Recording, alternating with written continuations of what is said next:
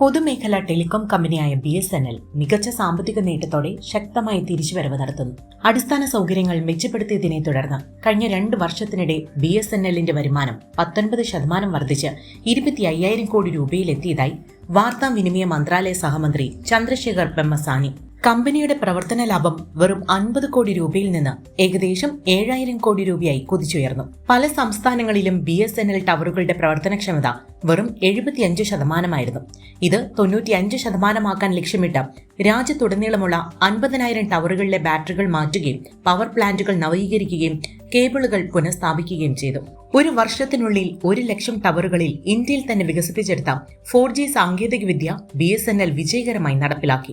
ഉപഭോക്താക്കളുടെ വിശ്വാസം വീണ്ടെടുക്കാൻ സ്വകാര്യ ടെലികോം കമ്പനികളെക്കാൾ വളരെ കുറഞ്ഞ നിരക്കിലാണ് BSNL പ്ലാനുകൾ നൽകുന്നത്. കൂടുതൽ ആളുകളിലേക്ക് സേവനം എത്തിക്കാൻ തപാൽ ഓഫീസുകൾ വഴി 1 രൂപയ്ക്ക് സിം കാർഡ് വിതരണം ചെയ്യുന്ന പദ്ധതിയും BSNL ആരംഭിച്ചിട്ടുണ്ട്.